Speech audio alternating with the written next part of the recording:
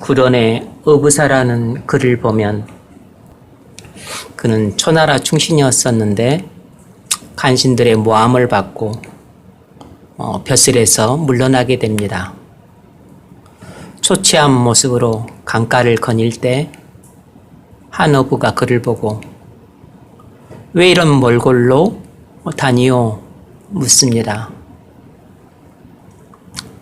그러자 구론이 대답하기를 온 세상이 흐려 있는데 나만 맑고 무사람이 취해 있는데 나만 깨어 있으니 사람들이 나를 실어 쫓아내요.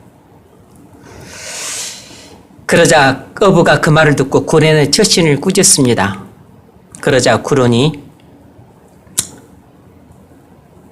새로운 머리를 감은 사람은 반드시 갓을 털고 새로운 몸을 씻은 사람은 반드시 옷을 턴다면서 차라리 강에 빠져 물고기 밥이 될지언정 어떻게 깨끗한 몸으로 세상의 먼지를 뒤집어 쓸 수 있느냐고 항변합니다. 그러자 어부가 비웃듯이 노래를 부르며 떠납니다. 이것이 이 유명한 어구입니다.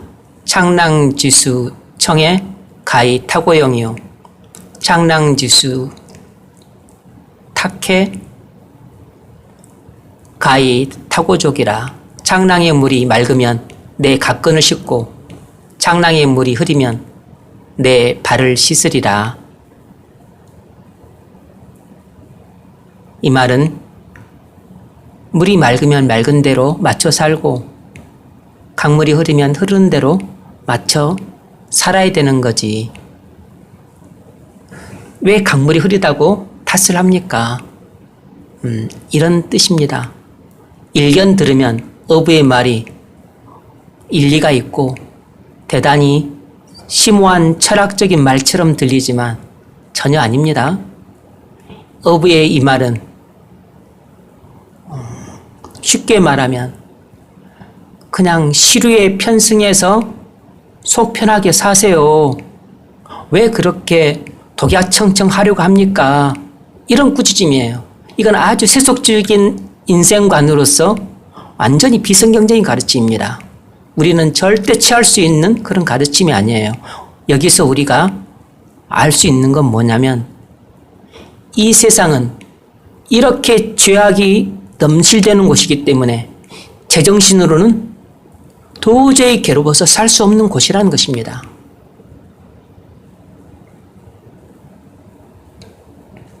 그래서 세상 사람들이 고통을 잊고 기분 좋게 하기 위해서 술을 마시고 술에 취하는 것입니다. 권력에 취하든 명예에 취하든 쾌락에 취하든 그런 것을 취해도 그런 것에 취해도 이 세상의 고통을 잊고 시름을 잊기가 어려운 사람들이 있어요. 그런 사람들이 마지막 택하는 게 뭐냐면 약에 취하는 것입니다. 마약에 취하는 것이에요.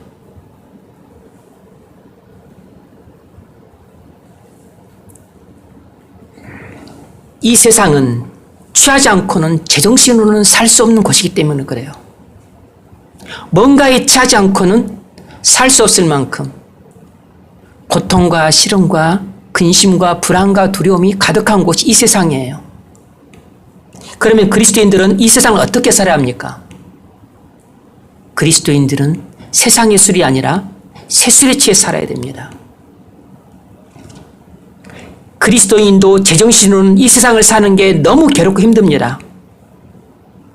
그래서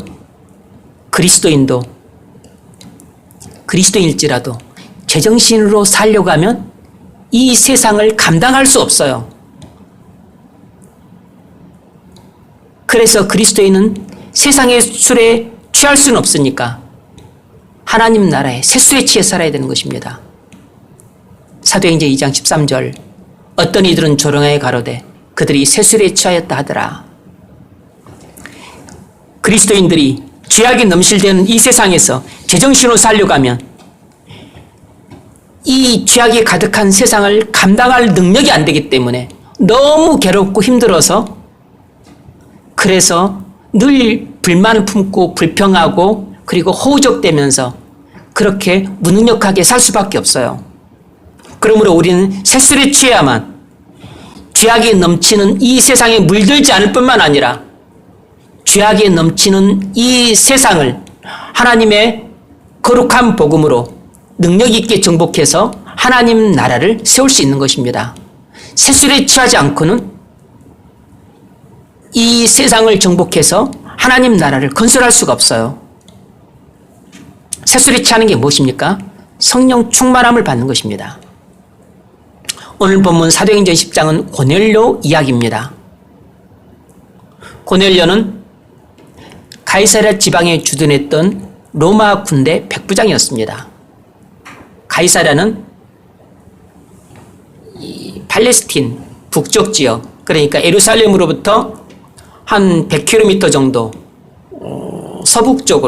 서북쪽에 있는 지중해 연안에 위치해 있는 항구 도시예요.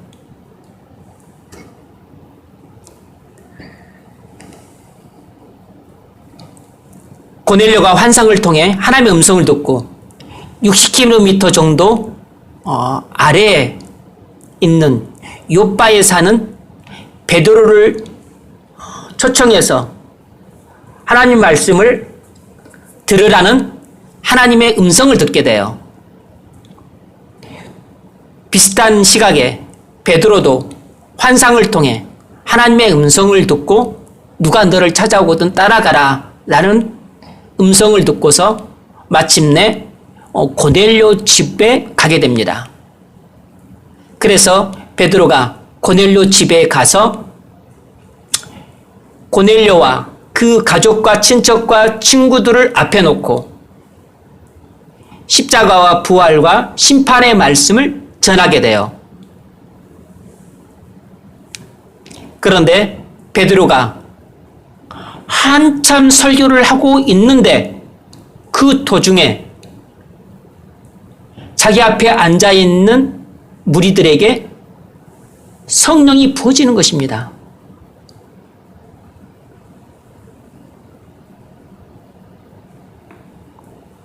그들에게 성령이 부어진 것을 어떻게 하냐면 그들이 말씀을 듣다가 갑자기 방언을 하고 하나님을 높이는 말들을 하기 시작한 것입니다. 찬양을 하기 시작한 것이에요.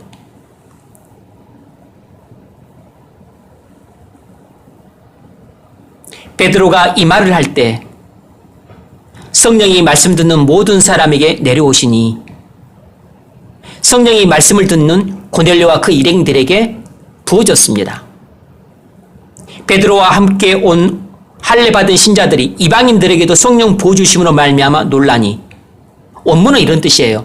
성령이라고 하는 선물이 말씀을 열심히 듣고 있는 고넬료와 그 일행들에게 부어졌다 이런 뜻이에요. 그들은 베드로의 설교를 듣다가 예수 그리스도에 대한 믿음이 생겼던 것입니다. 그러자 하늘문이 열리며 성령이 그들에게 부어진 것이에요.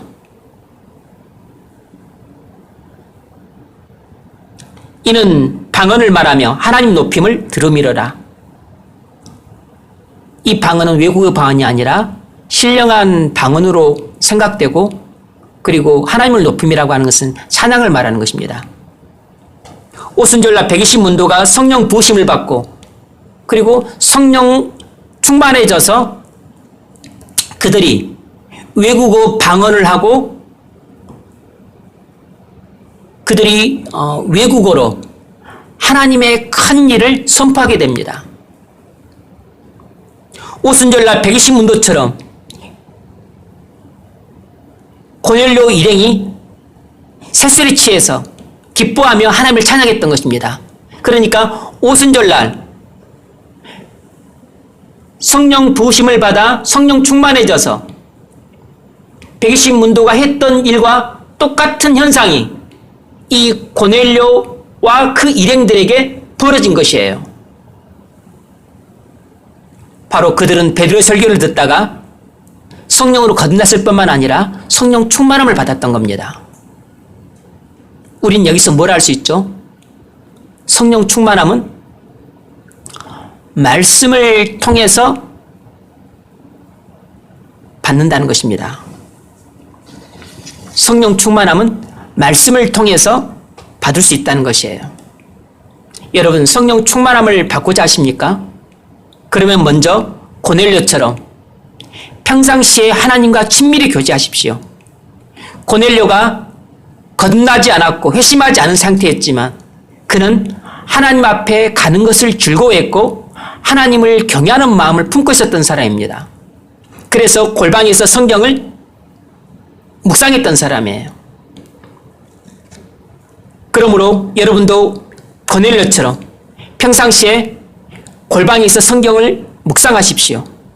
기도를 통해 하나님을 매일 만나십시오. 그러고서 고넬료가 하나님을 사모하는 것처럼 주의를 사모하는 마음으로 교회에 나오십시오.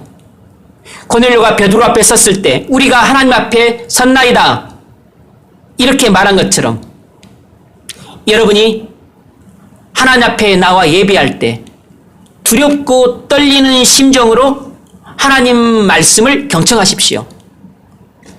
그러면 설교가 여러분 귀에 사람의 말이 아니라 하나님 말씀으로 들려질 겁니다. 그러면 자연히 믿어져서 은혜를 받게 됩니다.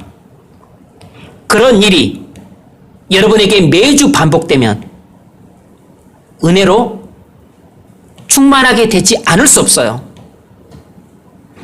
그러면 마음의 기쁨이 샘솟듯 일어나서 여러분 얼굴에 웃음이 꽃피게 될 겁니다. 그러면 이것으로 성령 충만함을 받게 되느냐? 그럴 수도 있지만 그러지 않을 수도 있습니다.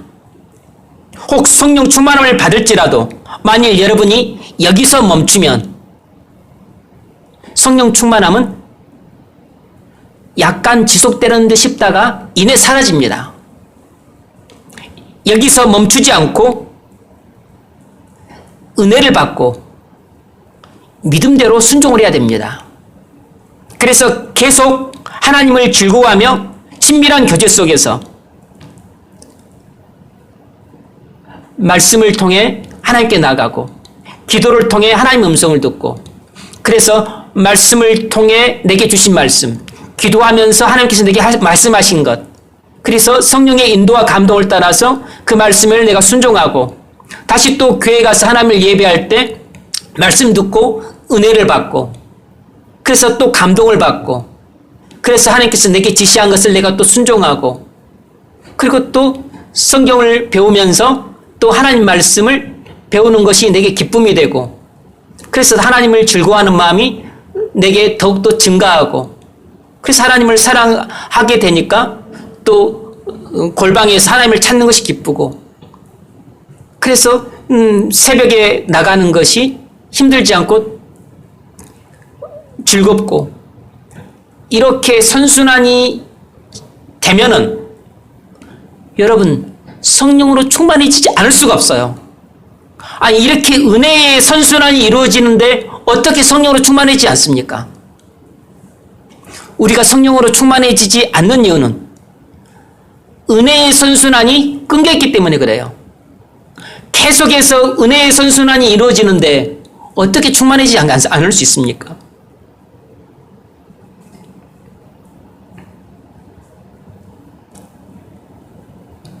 이런 삶이 꾸준히 반복되다 보면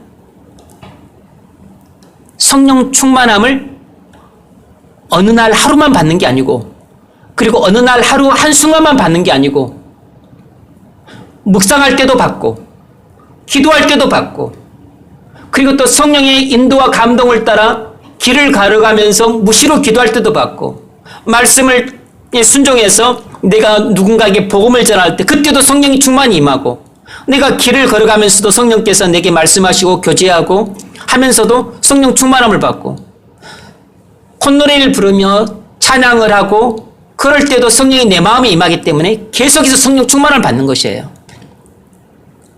성령 충만함은 단회적인 사건이 아니고 날마다 매 순간 계속돼야 되는 일인 것입니다. 그래서 제가 에베소서 5장 18절 말씀드릴 때 오직 성령 충만을 받으라 라고 말했을 때 시제가 중요하다 그랬잖아요. 현재 수동태 명령형이라고. 현재형입니다. 현재형. 날마다 계속해서 그리고 지금도 성령 충만을 받아야 되는 것이에요. 따라서 여러분들이 말씀을 오늘 듣고 성령 충만을 받았다 그래서 그걸로 모든 일이 다 해결이 되는 것이 아닙니다. 받았다 할지라도 만일 그 다음에 성령 충만함을 계속해서 받지 않으면 그것이 잠시 좀 지속이 되다가 하루가 가든 3일이 가든 일주일이 가든 가다가 그냥 나중에 소멸하는 것이에요. 만일 여러분이 고의적으로 자범죄를 짓게 되면 거의 그 즉시로 소멸합니다. 그러니까 그 다음에 은혜의 수단들을 통해서 계속해서 하나님과 깊은 교제가 이루어져야 돼요. 말씀을 통해서 성령 충만을 받았다 할지라도 그것이 오랫동안 지속되는 게 아닙니다. 그 다음에 또 기도를 통해서 말씀을 통해 성령 충만을 받았으면 기도가 깊어지겠죠. 기도가 더 잘 되겠죠. 기도가 더 친밀하게 이루어지면서 하나님의 음성을 듣는 귀가 밝아지겠죠. 그리고 내 죄를 더 많이 깨달아지니까 회개하기 훨씬 수월해질 겁니다. 그러니까 기도를 통해서 은혜 받기가 더 수월해져요. 그래서 더 성령 충만을 받을 수 있는 겁니다. 그래서 기도를 통해 성령 충만을 받게 되면 그러면 그 다음에 내 자아가 죽고 새 자아가 살아나니까 새 자아이신 성령의 인도를 따라서 살아가기가 어제보다 더 수월해지는 것입니다. 그러니까 성령의 인도를 따라 내가 순종하게 되니까 순종하면서 성령 충만을 받는 것입니다. 그리고 자기를 부인하고 자기 십자가를 지는 삶을 살게 되니까 또 성령이 충만해지는 것이에요. 계속해서 성령 충만을 받게 되는 것이에요.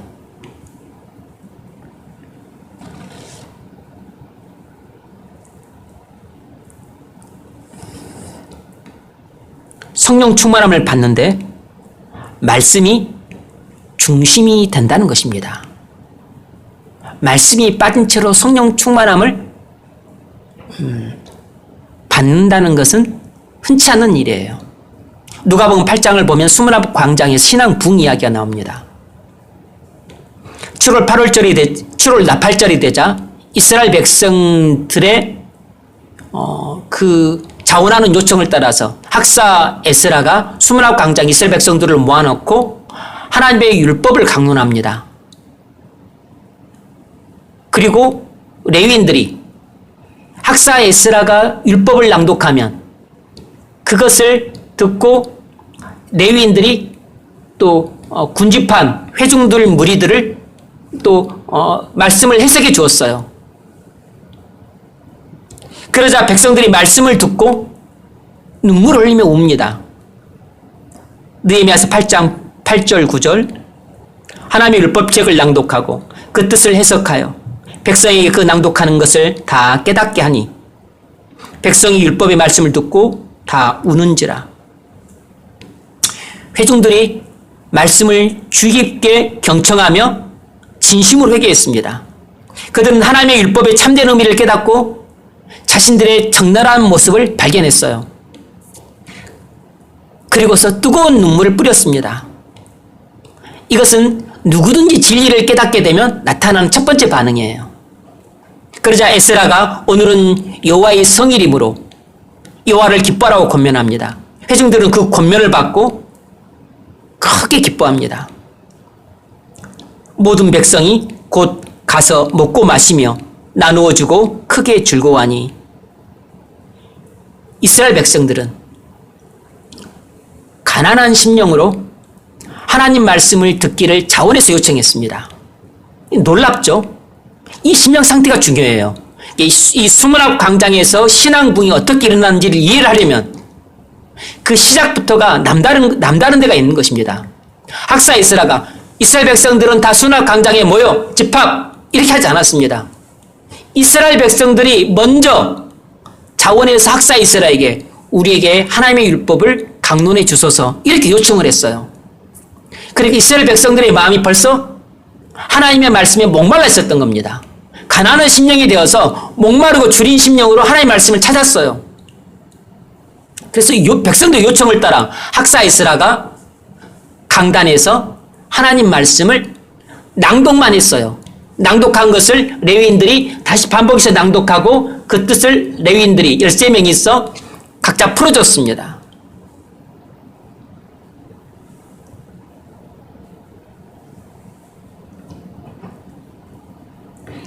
그 말씀을 주의 깊게 듣고 애통해하고 권면을 따라 하나님을 크게 즐거워했습니다. 즉 백성들은 말씀을 듣고 회개했을 뿐만 아니라 권면에 순종해서 여호와를 기뻐했고 백성들과도 친밀하게 음식을 나누면서 교제했습니다. 뭘 할 수 있습니까? 백성들이 하나님의 말씀을 듣고 성령 충만함을 받았던 겁니다.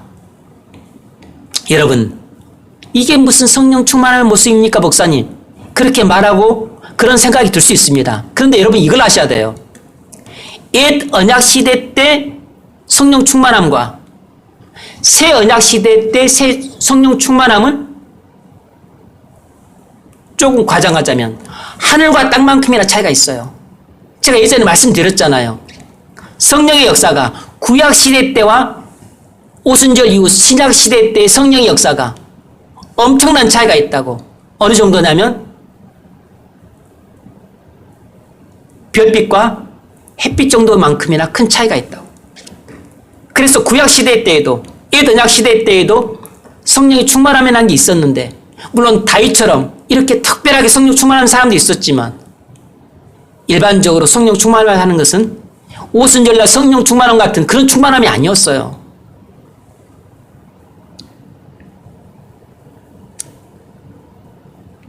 느헤미야서 8장 12절 이는 그들이 그 읽어준 말을 밝히 알미라. 어떻게 성령 충만함을 받았을까요? 이스라엘 백성들이 하나님의 말씀을 듣고 그 의미를 깨달았기 때문입니다. 그들이 읽어준 말을 밝히 알미라. 여러분, 성령 충만함을 받고자 하십니까? 고넬료와 이스라엘 백성들이 그랬던 것처럼 하나님 말씀 듣기를 사모하십시오. 교회에 나와 하나님을 예배하는 것을 즐거워하십시오. 하나님 말씀을 즐겁고 기쁘고 달콤하게 배우고자 하는 이렇게 목마르고 줄인 심령으로 하나님을 찾는 것이 대단히 중요해요. 그렇게 가난한 심령을 가진 사람들은 말씀을 통해 은혜를 받기 마련입니다. 말씀을 통해 은혜를 받지 않을 수가 없어요. 목마른 심령과 줄인 심령으로 나와 하나님 말씀을 듣는데 어떻게 그 말씀이 달지 않고, 그리고 그 말씀이 어떻게 내 영혼을 시원케 하지 않겠습니까? 배고플 때 먹는 밥은 달잖아요. 목마를 때 마시는 물도 달잖아요.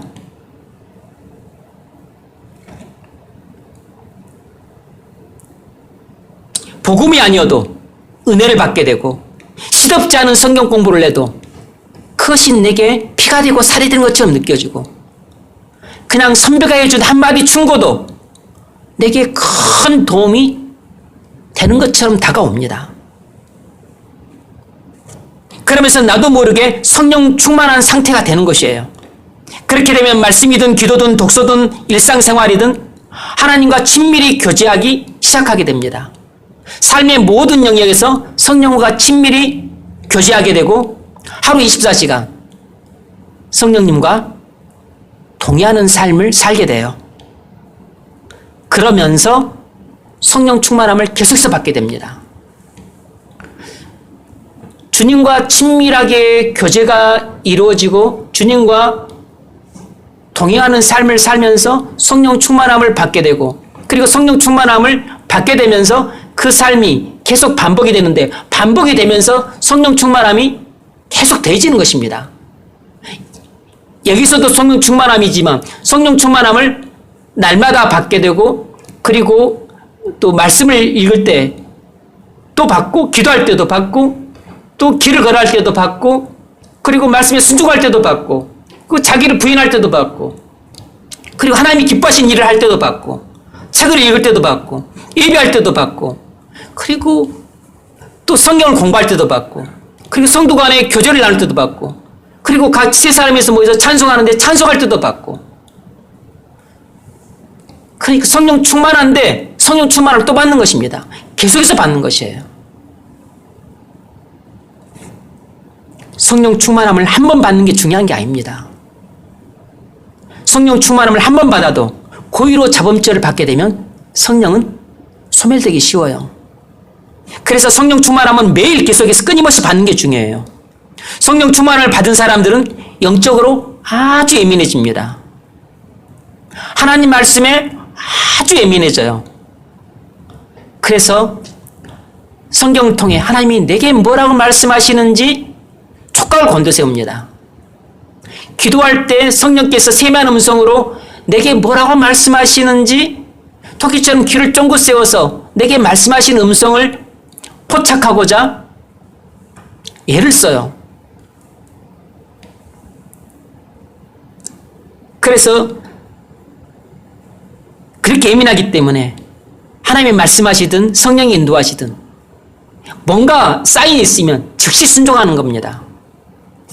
죄에도 아주 예민해져서 죄의 유혹에 민감하게 반응해서 즉시 뿌리치고 거절하는 대항력이 강해져요. 세상의 유혹들을 사단에 차전하는 철저함을 보이고 사단이 내게 다가와서 아주 그럴듯한 논리로 나를 속이려는 시도들을 간파합니다. 사단이 내게 접근하는 것이 느껴져요. 그래서 이 사단이 접근하는 것이 느껴지니까 벌써 무장을 하죠. 믿음의 방패를 들고 구원의 하나님의 전신갑주가 혹시 안 쓰고 있으면 빨리 구원의 투구 쓰고 의의 흉부에 붙이고 진리 허리띠 메고 믿음의 방패를 들고 또 어디다 또 화살을 쏠지 모르니까 그리고 성령의 검 다시 또 장착하고 평안의 복음 예배한 신발 신고 대비를 하는 것이에요. 빠른 시간에. 그래서 성령 충만해지면 이 죄와의 싸움에서 대부분 이기므로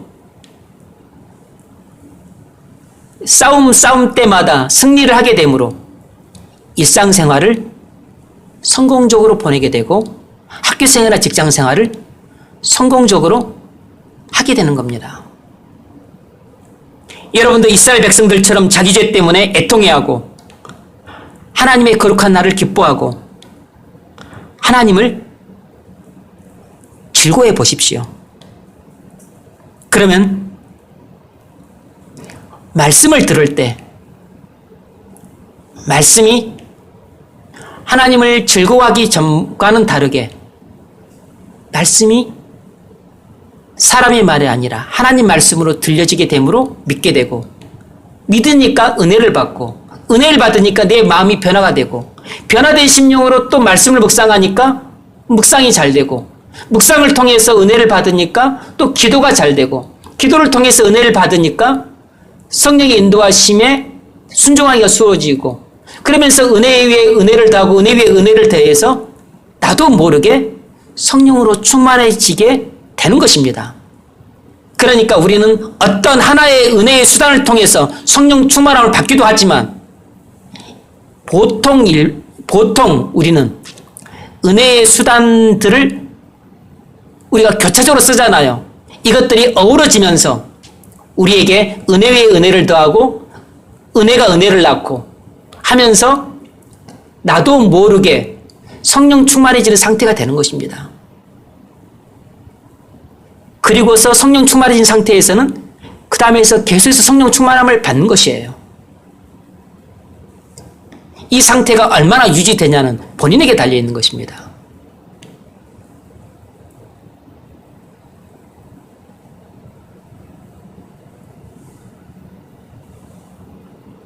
성령 충만함을 받아서 하나님 말씀에 민감해지고 성령의 인도하심에 민감해져서 즉시로 순종하는 삶을 살 수 있기를 바랍니다.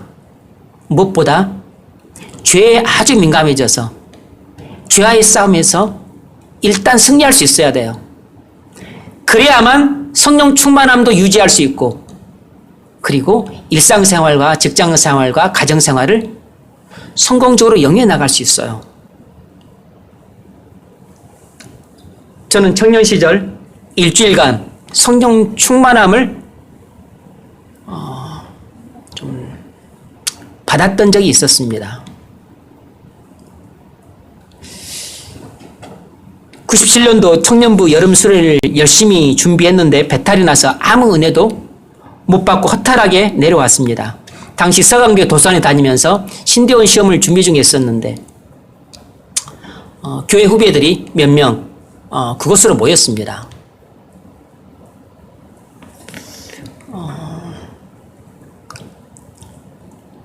아직 말씀을 묵상하는데 미숙했던 교회 한 여자 후배가 그날 이제 걔 혼자 있었는데 같이 점심 식사를 하고 벤치에 앉아서 오전에 묵상했던 말씀을 저한테 들려줘서 들었습니다. 그런데 그 나눠줬던 은혜 말씀이 뭐 대단했던 게 아니고 뭐 그냥 아주 미숙했으니까 그냥 뭐 아주 그저 그런 나눔의 말씀이었었는데 제가 하도 줄이고 목마른 상태였기 때문에 제게 제 영혼을 시원케 해주는 그런 생수처럼 들어왔습니다. 그래서 그것이 내게 은혜가 주어지는구나라는 것을 느낄 수 있었고 제 영혼이 좀 시원함을 느끼고 그리고 뭔가 영혼이 소성되는 것을 느낄 수 있었어요. 그리고 바로 그날 오후부터 하나님께서 제가 말씀을 묵상하는데 하늘문을 열어주기 시작했습니다. 그래서 말씀을 묵상하는데 눈길이 닿는 곳마다 은혜의 샘이 펑펑 터졌습니다. 그래서 은혜를 한량없이 부어주시는데 마치 물을 이렇게 마음속에 붓듯이 그렇게 물 붓듯이 부어주셨어요. 너무 놀랍고 기이한 그런 체험이었습니다. 그래서 그날부터 시작해서 그 다음날도 또 성경을 펴서 말씀을 묵상하면 눈이 닿는 곳마다 이렇게 진리가 깨달아주고 또 밝은 빛이 비춰주고 그 은혜의 샘이 터지니까 그것들을 깨달은지니까 적기가 막 적는데 여념이 없어요. 도저히 인간의 머리로는 깨달을 수 없고 그리고 나의 노력으로는 알 수 없는 것들입니다. 성령의 감동하심과 눈을 열어주심으로만 알 수 있는 것들이에요. 그래서 그 다음날도 또 그 다음날도 또 그 다음날도 그래서 계속해서 그러니까 나중에는 어느 날 하나님 이제 말씀을 묵상하면서 기도하는데 그렇게 계속해서 은혜를 보여주시니까 너무 벅차고 너무 감당이 안 될 정도로 흘러 넘치니까 하나님 이제 말씀 묵상하고 나서 기도하면서 저도 모르게 이렇게 기도가 나왔습니다. 하나님 재장이 넘치나이다. 이제 조카오니 그만하셔도 됩니다. 그랬더니 그 다음 날부터 은혜 부어주시는 것이 딱 그치고 다시 평상시로 돌아가 버렸습니다.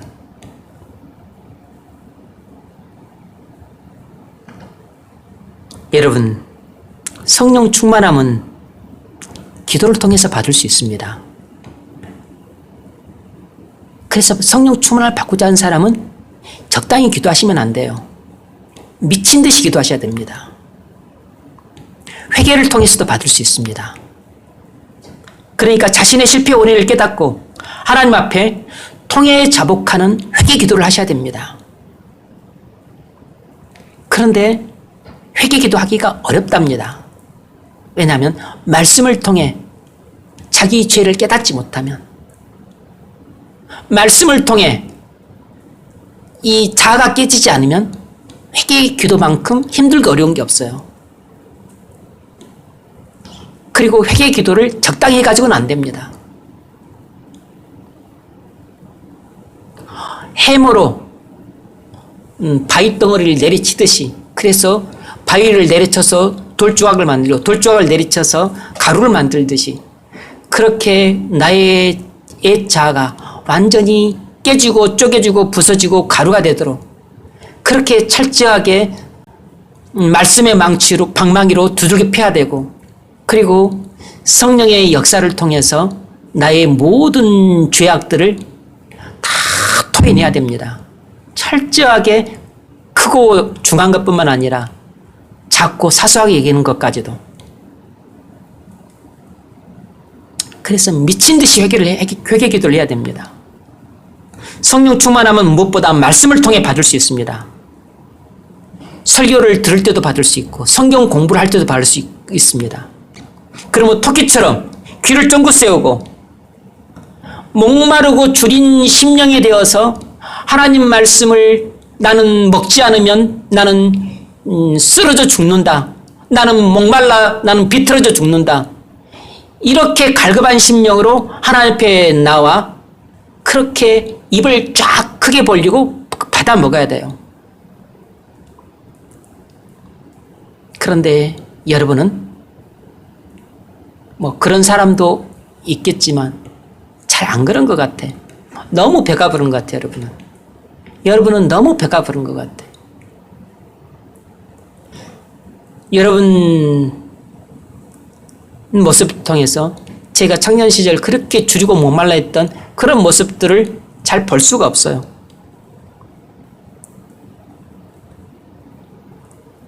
저는 청년 시절에도 말씀을 잘 좀 듣지 못하고 뭔가 분명하게 복을 들을 수 없어서 이스라엘 백성들처럼 하나님 말씀을 제대로 우리에게 가르쳐 줄 목회자를 보내주소서 이렇게 기도를 했습니다. 다른 교회로 옮기려고 여러 번 생각을 했었어요. 교회가 나빠서 그랬던 게 아닙니다. 선배들 좋고 친구들 좋고 말씀 때문에 여러 번 옮기려고 그랬었어요. 온누리 교회로 갈까? 복음을 모르니까 사랑의 교회로 갈까? 아니면 뭐 충신교회로 갈까? 어디로 갈까?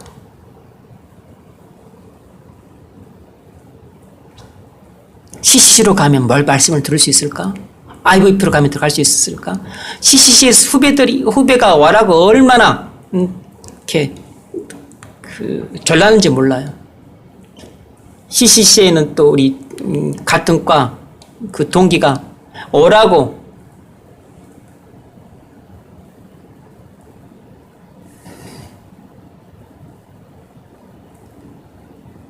말씀이 하나님의 말씀으로 들리기만 하면 여러분 그때부터 은혜는 받게 되고 믿음은 생기게 되고 그리고 그때부터 여러분 여러 가지 은혜의 수단들을 통해 은혜를 받기 시작합니다. 근데 말씀이 하나님 말씀으로 안 들리게 되면 그건 그 다음 진행이 안 되는 것이에요. 에베소서 5장 18절로 6장 9절과 골로새 3장 16절로 4장 1절의 내용은 너무 비슷합니다. 에베소서 5장 내용은 이렇습니다.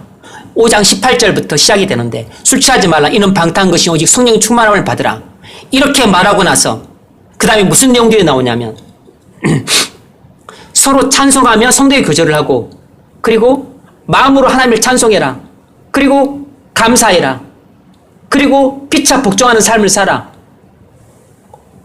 부부간에 부자간에 주종간에 이렇게 서로 복종하는 삶을 살아라 이 말이 나와요. 그리고서 골로새 3장 16절로 4장 1절에서도 내용은 이렇습니다. 그리스도의 말씀이 너희 속에 풍성히 거하여 이렇게 말하고서 그 다음 내용이 뭐냐면 그리스도인이 마음속에 말씀이 풍성히 거하도록 해서 어떻게 살아야 하는가를 말해요. 그리스도인이 말씀이 마음속에 풍성히 거하도록 하면 어떻게 살 수 있냐면 성도 간에 교제할 때 서로 찬송함으로 교제를 하게 되고 그리고 하나님을 마음으로 찬송하게 되고 그리고 감사하게 되고 그리고 피차 간에 복종하는 삶을 살 수 있게 된다는 것입니다. 부부 간에, 부자 간에, 주종 간에. 에베소서와 골로새서 내용이 너무 흡사해요. 뭘 할 수 있죠?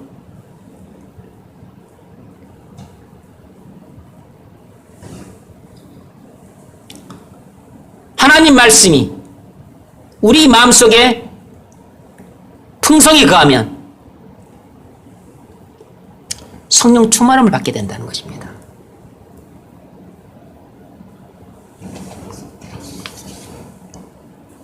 간단하지만 아주 중요한 진리예요.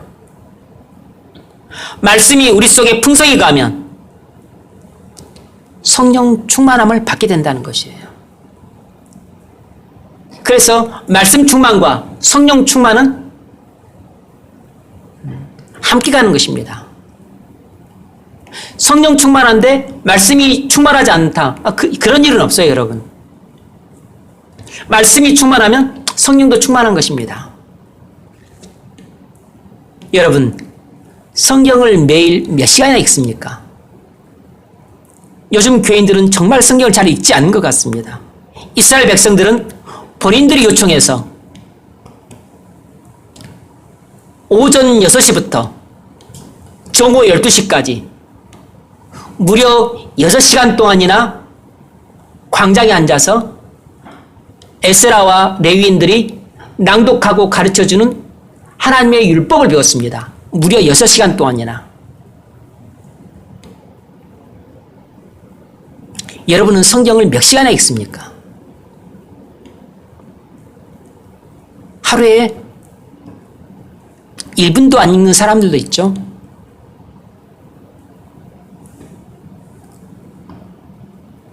일주일에 한두 번도 안 읽는 사람도 있을 겁니다.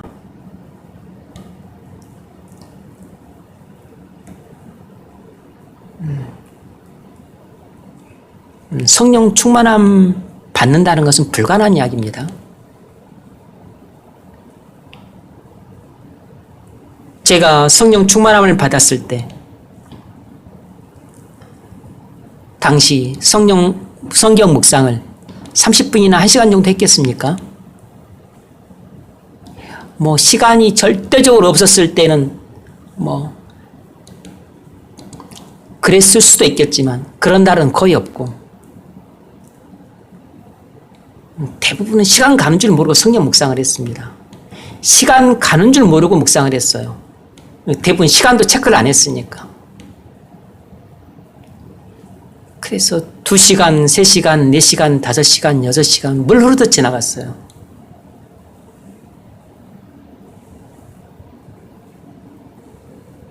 미친 듯이 묵상했습니다. 정신이 팔려서 묵상을 했어요. 제정신이 아닌 상태에서 묵상을 했습니다.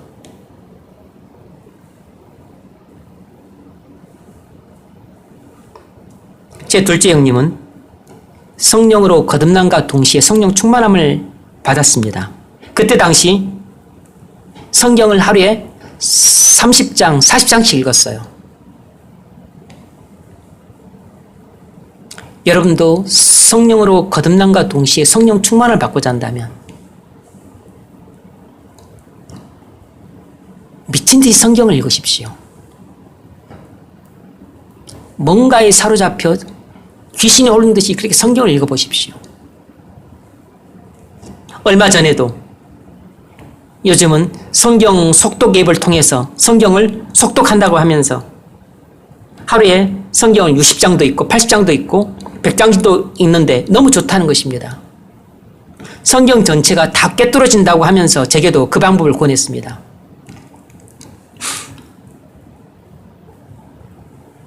성경 묵상 속독 앱을 통해서 그렇게 이제 그 앱에서 읽어주니까 눈만 따라가면서 성경을 계속 보는데 그동안은 그냥 이제 자기가 이렇게 그 정독만 했는데 이 묵상입을 통해서 속독을 해보니까 또 정독할 때하고는 또 다른 맛이 있고 또 성경을 깨닫는 그 눈이 열리더라는 것입니다. 성경 전체를, 66권 전체를 꿰뚫는 그런 진리들이 깨달을 수 있게 되었다는 것이에요. 그렇게 해서 성령 충만함을 받고 있는 겁니다. 여러분, 성령 충만함은 말씀을 통해서 옵니다. 이스라엘 백성들은 6시간 동안 말씀을 들으면서 성령 충만을 받았습니다. 성경 30분 읽고 1시간 읽고 성령 충만함을 받네 못 받네 그럼 말 꺼내지도 마십시오. 어떤 사람들은 성경을 하루에 30장 40장씩 읽다가 성령으로 거듭나기도 하고 충만함도 받습니다. 여러분이 성경을 이 핑계 저 핑계 대면서 읽지도 않으면서 왜 내게는 교회를 이렇게 오랫동안 다니는데 성령의 역사 일어나지 않을까? 이렇게 이상하게 여기지 마십시오. 그건 당연한 겁니다. 성령으로 거듭나고 성령 충만함을 받기를 죽도록 사모한다면 죽을 듯이 성경을 읽어보십시오. 하루에 30장, 40장씩.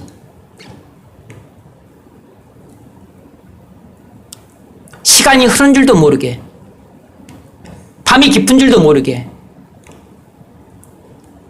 끼니 때가 지난 줄도 모르게, 그렇게 성경을 읽어보십시오. 말씀이 여러분 속에 풍성히 거하면 여러분도 모르게 자연스럽게 성령 충만한 상태가 됩니다.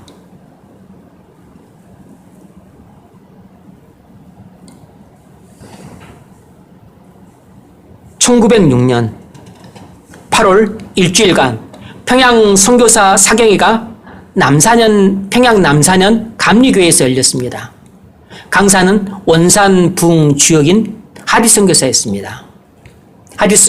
일주일간 기도와 성경 공부만 했는데 당시 요한일서를 본문으로 하나님과 친밀한 교제에 대해서 하디가 강론했습니다. 그때 그것에 참석했던 평양 장대영교회 그램리 이기람 선교사가 성령 충만을 받았습니다.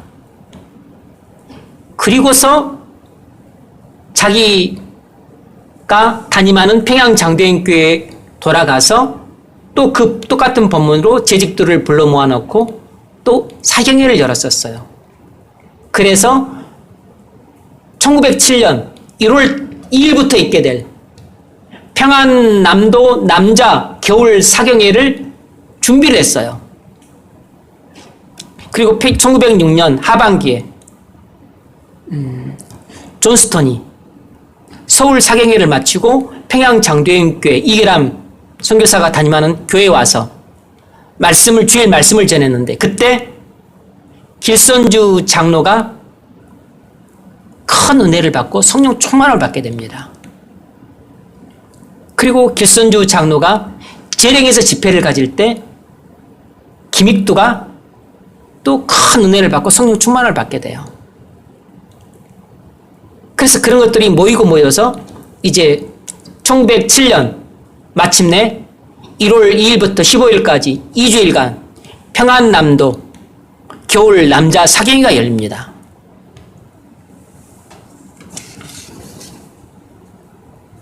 장대영교회에서 열렸는데 2주일 동안 매일 새벽 5시부터 6시까지 새벽 기도를 하고 그리고 9시부터 10시까지 성경 공부 10시부터 10시 45분까지 기도회 15분간 쉬고 그리고 11시부터 12시까지 성경 공부 2시부터 3시까지 성경 공부 3시부터 한 5시까지 전도 그리고 이제 전도 안 된 사람들을 상대로 저녁에 집회 이렇게 빡빡한 일정으로 무려 2주일간 했어요. 그리고 사실상 그 전에 또 많은 일들이 있습니다. 그것을 위해서 6개월 전부터 선교사님들은 또 정오 기도회를 해 오셨어요. 이런 일들을 위해서 선교사님들은 또 정오 기도를 해 오셨어. 그리고 또 이 집회를 위해서 또 이기람 선교사님의 또 허락을 받아서 또 길선주 장로가 또 한 일주일 동안 12월 26일부터 1906년 12월 26일부터 31일까지 또 한 일주일간 평양장도연교회에서 자체적으로 또 저녁에 기도회를 가졌습니다. 그때 또 말씀을 길순 장로가 전했어요. 그러면서 또 엄청난 그 연애 역사가 있었습니다. 그러고 나서 준비한 것이 이 2주일간의 평안남도 겨울 남자 사경이었어요. 얼마나 엄청난 기대를 하고 그리고 또 사모하고 열망하고 고대하는 마음으로 이 집회를 준비했는지 몰라요. 영적인 분위기가 엄청 고조되었죠. 은혜 역사가 있지 않을 수가 없죠. 그런데 2주일 14일 동안 집회를 갔는데 12일 동안 저녁 집회 때 별다른 큰 성령의 역사가 없었습니다. 성령 역사가 전혀 없었던 건 아니었겠지만 어쨌든 그냥 특이할 만한 성령의 역사가 별로 없었어요. 이제 마지막 이틀 남았습니다. 심지어는 그 13일째 주일 저녁 집회 때는 얼마나 영적인 분위기가 얼음장처럼 차가웠는지 설교가 끝나고 나서 그가 공개적으로 자기 죄를 자복했어요. 1년 전에 자기 친구가 죽을 때 자기 아내가 그 재산 관리가 좀 미흡하니까 대신 이 재산을 좀 정리해서 그래서 좀 잘 관리해 달라고 부탁을 했는데 그 부탁을 받고 그러겠노라 해놓고서 미화 한 $100, 지금은 작은 돈이지만 한 11만 원 정도밖에 안 되지만 당시로서는 엄청나게 큰 거금입니다. 대략 그 정도 비슷한 시기에 세브란스 병원 짓기 위해서 미국에 있는 세브란스가 이 헌금했던 돈이 $10,000,000예요. $10,000,000.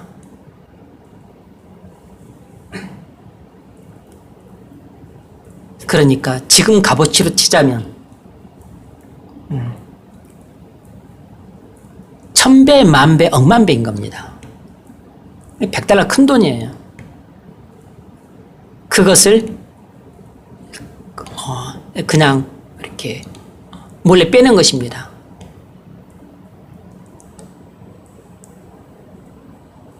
그리고서 그 자기 죄를 울며 자복하면서 내가 이런 죄를 졌다. 그래서 그동안 이렇게 집회를 가져도 성령이 역사하지 않았던 거다. 하나님이 우리에게 성령을 부어주지 않은 것은 전부 내 죄 때문이다. 이렇게 통해 자복하면서 회개했어요. 그리고서 당장 내가 이 돈을 미망인에게 다시 돌려주겠다. 이렇게 길손주의 회개가 있은 후에 고포도의 증언에 의하면 그렇게 무겁게 짓누르던 방해의 장벽이 갑자기 무너져 내리고 거룩하신 하나님께서 친히 임재해 주셨다. 이렇게 기록했어요. 이기람 선교사는 그날 집회에 대해서 참석하지 못한 다른 선교사들에게 기쁘고 들뜬 마음으로 이렇게 새벽에 돌아다니면서 외쳤습니다. 드디어 우리가 만났다. 드디어 성령께서 우리 가운데 임하셨다. 와보라. 1월 15일 화요일 마지막 저녁 집회 때 또 길선주 장로가 설교를 했습니다.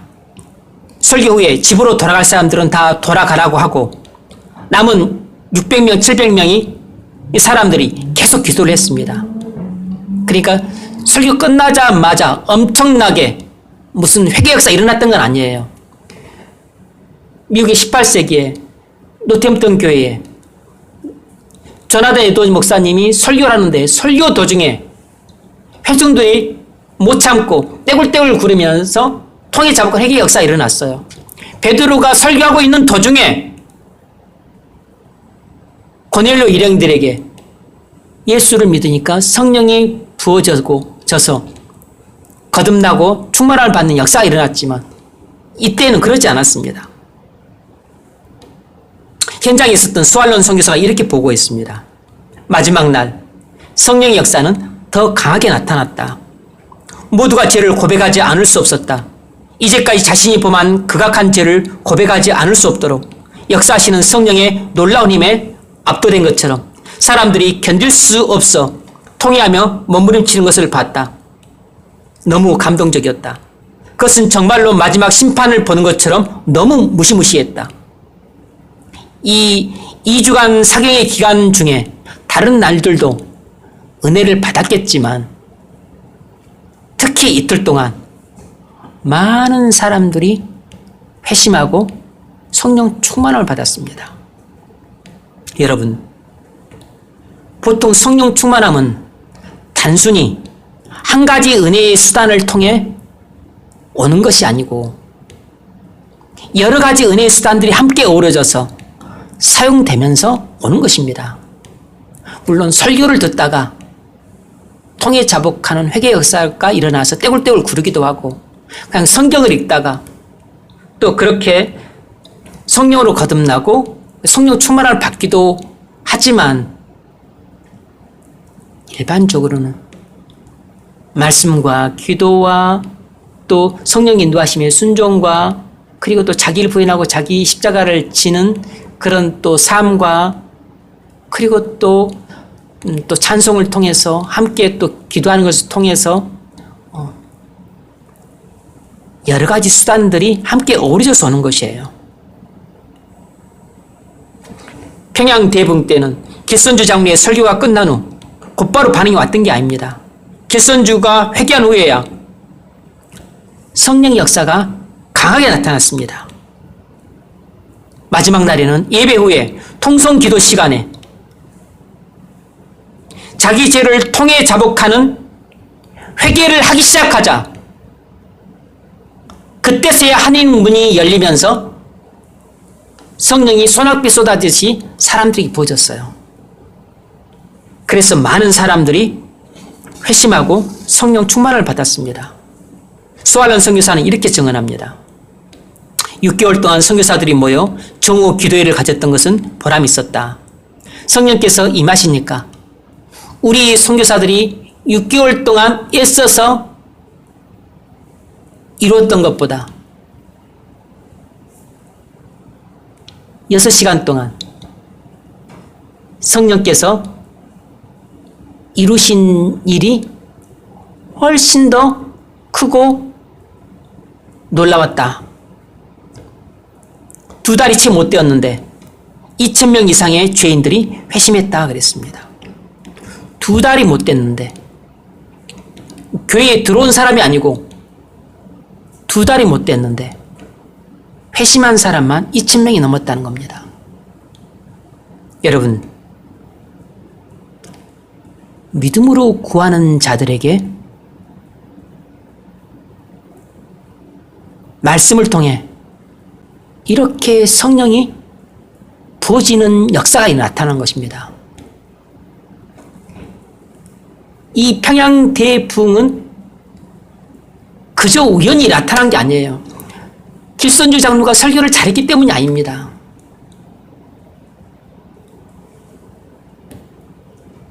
그가 물론 성령 충만을 받아서 설교에 놀라운 능력이 나타나기도 했지만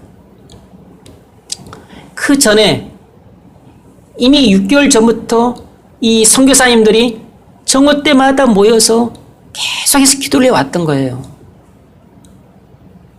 그리고 이 선거의 7년 전에 1906년에 목포 사경에 그리고 서울 사경에 평양 사경에 이런 집회들을 통해서 계속해서 은혜를 받은 사람들이 생겨났고 성령 충만함 받는 사람들이 생겨났고 그들이 말씀을 통해 또 자기 회개를 통해 그리고 기도를 통해 성령 충만함을 받고 또 성령 충만을 받은 사람이 또 다른 성령 충만함 받은 사람을 낳고 이렇게 하면서 준비가 되어 온 거예요.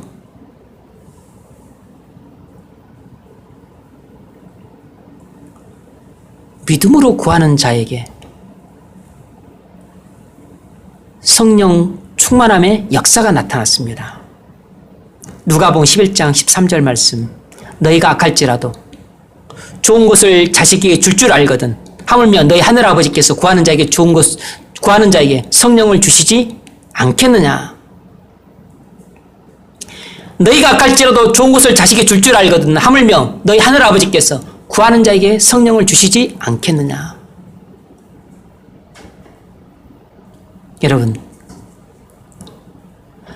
하디 선교사는 이 말씀을 통해서 성령 충만함을 받았습니다.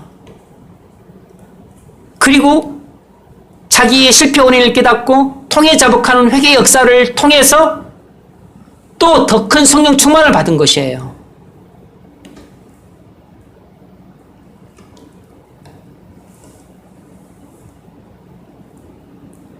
그리고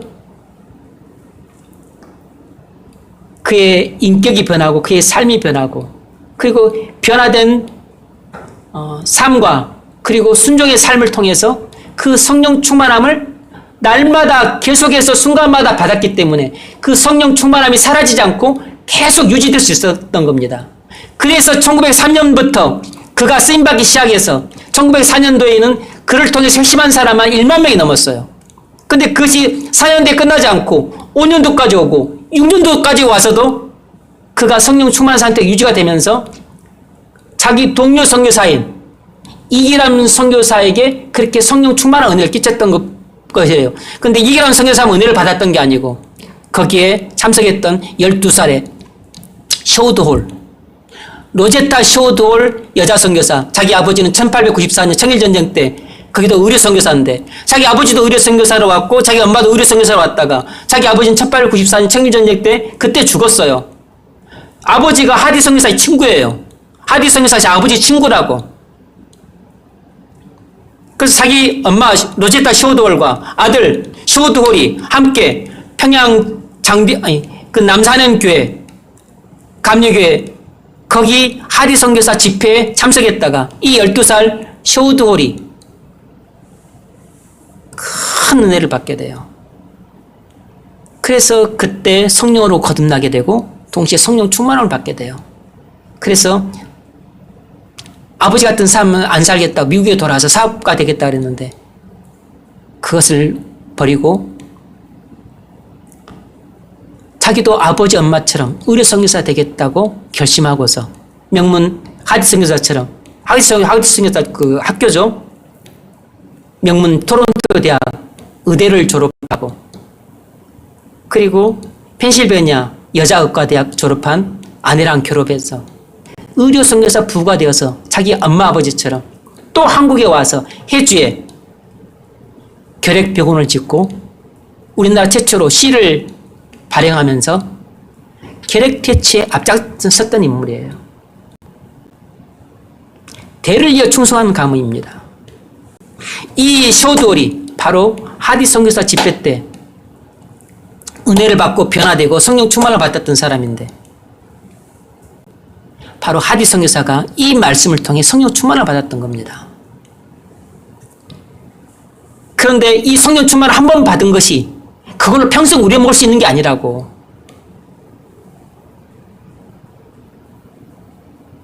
말씀을 맺겠습니다. 여러분, 성령 충만함을 받기 원하십니까? 그러면 오늘부터 당장 성경을 펴서 읽으십시오. 오늘부터 당장 성경을 펴서 읽고 나서 기도하십시오. 그리고 하나님이 여러분에게 하시는 말씀이 있으면 쉽고 작은 것부터 순종하기 시작하십시오. 우리 마음속에 하나님을 경외할 뿐만 아니라 하나님을 사랑하는 마음, 하나님을 즐거워하는 마음, 이런 것들이 없이는 우리의 모든 신앙생활이 너무 힘들어요. 너무 괴롭고 너무 무겁습니다.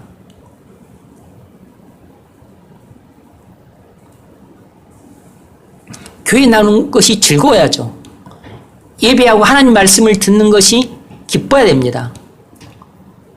그래야 이제 설교도 귀에 쏙쏙 들어오고, 말씀을 강의하는 것만 은혜가 되는 게 아니고, 간증을 해도 은혜가 되고, 예화를 들어도 은혜가 되고, 그리고 찬송을 불러도 은혜가 되고, 그리고 누가 기도를 인도해도 은혜가 되고,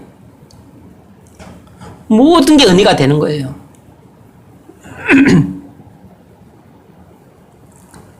성령 충만함은 말씀을 통해서 받습니다. 그러므로 성령으로 거듭남과 성령 충만을 받고자 한다면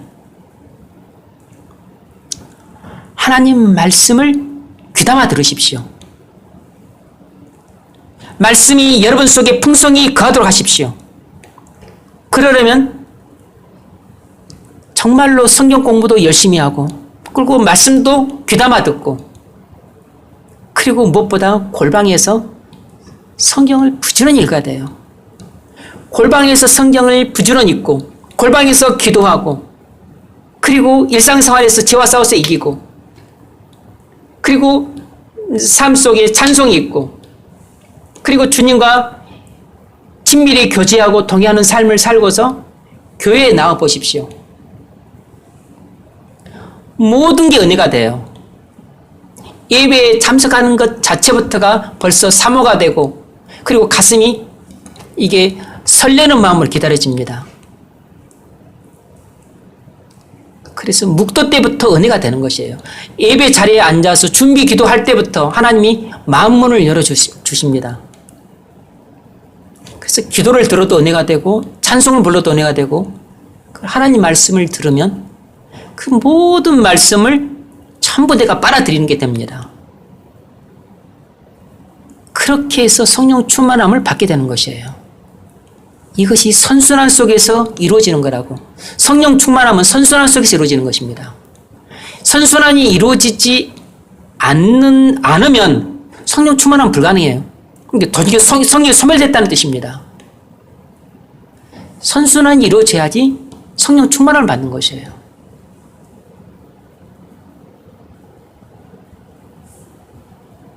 무엇보다 말씀을 듣고 우리 죄악을 깨닫고 하나님 앞에 통해 자복하는 회개 기도를 합시다.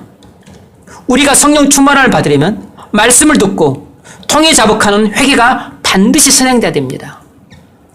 우리가 거룩함을 회복하지 않고는 성령으로 충만을 받을 수 없습니다. 우리나라 교회의 가장 시급한 문제는 전도가 아니라 회개입니다. 저와 여러분에 있어서 가장 시급한 문제도 회개예요. 그래서 성경을 읽고 깨달아야 회개를 해요. 예배에 참석해서 은혜를 받아야 회개할 수 있습니다. 기도를 통해서도 성령께서 우리의 죄를 보여주셔야 회개할 수 있는 것이에요.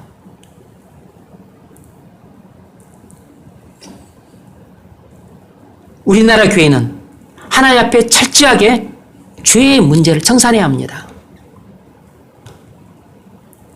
우리는 하나님과의 만남이 있어야 돼요. 날마다 만남이 있어야 합니다. 목사인 제가 먼저 변화돼야죠. 그래야 여러분이 그 뒤를 이어 변화를 하죠. 말씀을 통해 우리 죄를 자복하는 철저한 회개의 역사에 없이는 성령이 우리 안에 충만히 거할 수가 없습니다. 우리 마음이 더럽고 지저분하고 불결한데 어떻게 거룩하고 영광스러우신 성령이 이 더럽고 죄악이 가득하고 그리고 벌레가 가득하고 그리고 지저분하기 짝이 없는 이 돼지우리와 같고 시궁창 같은 마음에 어떻게 성령께서 임하시겠어요? 하나님을 경외하고 사랑하고 신뢰하고 그리고 기뻐하는 그렇게 거룩하고 순결한 마음이 되어 있을 때, 그때 성령께서 즐거이 기쁘게 임하시죠. 말씀을 통해 자복하는 철저한 회개 역사가 우리 교회에 임하기를 바랍니다. 그래서 성령으로 거듭남과 성령 충만함을 받는 놀라운 역사가 저와 여러분에게 올해 부어지기를, 그리고 올해뿐만 아니고 우리 교회가 존속하는 기간 동안에 우리 교회에는 그런 역사가 끊임없이 그리고 매주 일어날 수 있기를 주의 이름으로 축원합니다.